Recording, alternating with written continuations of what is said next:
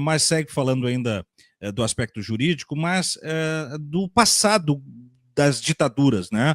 A gente tem aí uma tentativa de golpe de Estado para que se instaurasse uma nova ditadura, uma ditadura 2.0 que não se perfectibilizou, mas nós temos a nossa história, né, do golpe de 64, que por mais de 2 décadas manchou a nossa história, como muito bem a gente sabe.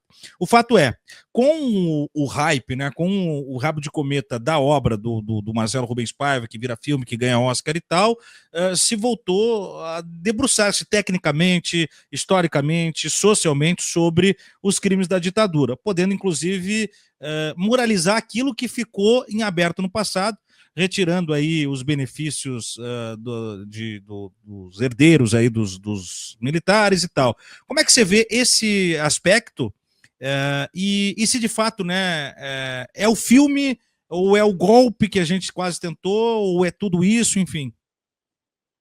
Eu acho que é tudo isso. Eu acho que é tudo isso. Mas que bom que tudo isso está acontecendo. E que bom que está havendo essa revisão.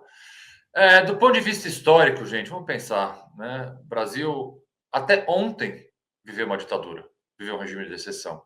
Né? 64, 84, é ontem, né? A história não se conta, a gente está acostumado com os 15 segundos do TikTok, na história não é assim. Se a gente pensar que a Constituição de 88, eu já era um rapazote aqui, enfim, então, do ponto de vista histórico, ontem o Brasil ainda vivia um regime de exceção. Né? E nossa democracia é uma democracia jovem ainda, e com todos os percalços e preocupações que a juventude precisa ter, ela precisa ser cuidada. Precisa ser cuidada. Por isso que é importantíssimo uma resposta dentro da lei, respeitando os direitos e garantias fundamentais, aqueles que tentaram um golpe de Estado no 8 de janeiro. Eu estava lá. Eu era secretário nacional de Justiça no momento. Eu, assim como todos os brasileiros conscientes da democracia, e volto aqui não é direita ou esquerda, é democracia ou barbárie. Todos os democratas, você pode ser de centro, você pode ser o que for, mas você acredita na democracia, você tem que repudiar aquilo que aconteceu no 8 de janeiro. 8 de janeiro, aí sim, 8 de janeiro do ponto de vista histórico, é há 4 segundos. Eu consigo visualizar na minha cabeça eu entrando na esplanada dos ministérios, bloqueada, com escolta, e se entrar no Ministério da Justiça, que tinha ainda um furo na sala em cima da minha, que a gente achava que era um tiro. Nossa. A sala do ministro Flávio Dino era em cima da minha. No último andar do prédio do Ministério da Justiça, não sei se vocês lembram, tinha um orifício ali. Durante um bom tempo a gente achou que fosse um tiro. Isso foi ontem. Ontem, na minha memória, isso foi ontem. Então é importante, sim, toda essa rediscussão. É importante fortalecer. E fortalecer a democracia passa por punir duramente aqueles que atentaram contra ela. Seja no 8 de janeiro, que foi ontem, seja em 64, que foi há um mês atrás, do ponto de vista histórico. Então não é uma discussão antiga, não é uma discussão demodé. Não temos que virar a página. Não, nós temos que punir quem precisa ser punido. Muito bom. Augusto, alguns recados aqui, ó, só para a gente prestigiar a nossa audiência também, que está te prestigiando. Visão caleidoscópica. Penso que se não é a hora de criminalizar a burrice e a ignorância, talvez isso reduzisse a barbárie no Congresso, na política, ficamos reféns dos estúpidos.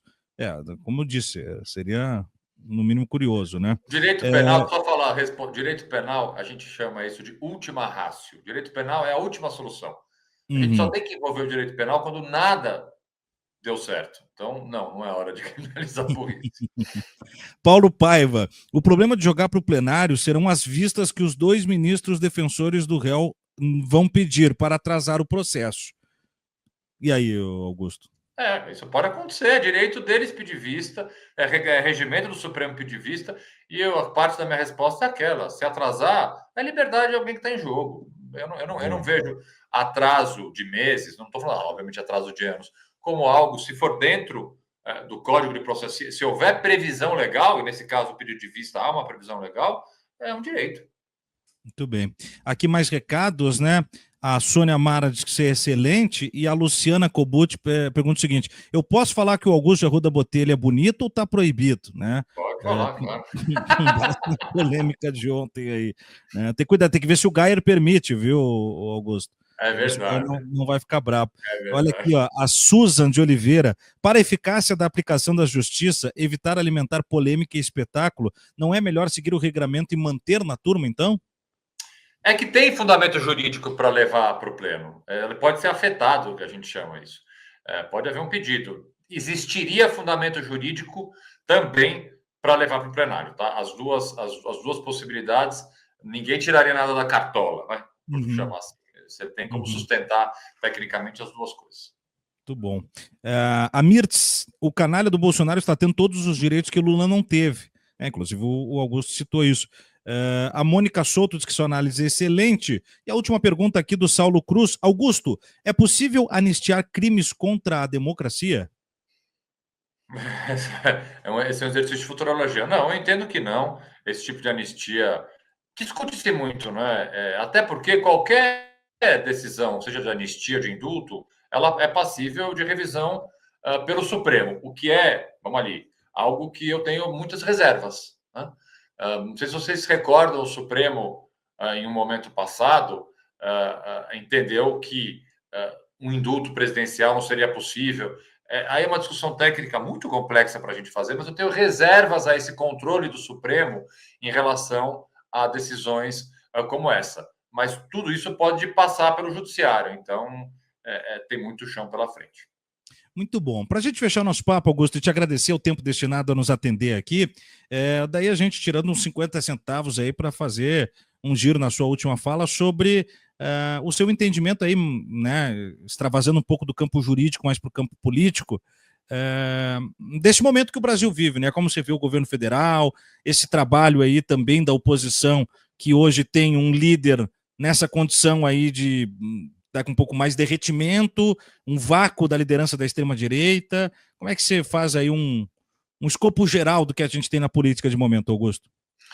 O governo federal teve que fazer mudanças, mudanças naturais, mudanças que todo navio faz no curso aí da sua jornada.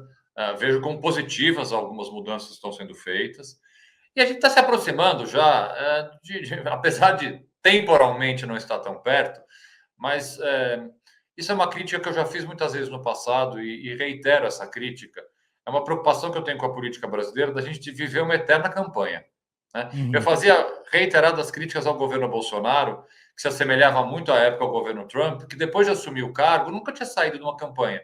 Então, aquelas polêmicas, as falas polêmicas, muitas vezes a gente entendia como uma cortina de fumaça, e algumas vezes era uma cortina de fumaça, mas parte era a necessidade, muitas vezes, de manter a sua militância ativa, né? Então, soltava-se lá uma polêmica, uma madeira da piroca qualquer, para manter ali a militância ativa. Então, essa coisa da gente estar sempre em campanha me incomoda um pouco. Nos dois campos. Eu vejo o nosso campo, o campo de esquerda, entrando um pouco nessa onda, está sempre campanha, sempre se preocupando já com 2026. Estou falando que não tem que se preocupar, é óbvio que é muito difícil, principalmente depois de um estrago que foi feito pelo Bolsonaro, endireitar e colocar nos eixos o país em apenas 4 anos. É natural que queira se pensar numa reeleição, mas isso não pode dominar o pensamento de uma gestão, né?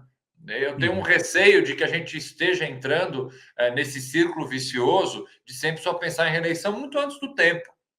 Uhum. Então, isso é algo que me preocupa, porque o Brasil precisa de reformas de base, muito importantes, reformas que precisam ser feitas, e elas não necessariamente elas vão ser feitas somente pensando numa reeleição. Mas vejo, volto a dizer aqui, as mudanças feitas dentro do governo federal como naturais, todo governo sofre esses ajustes.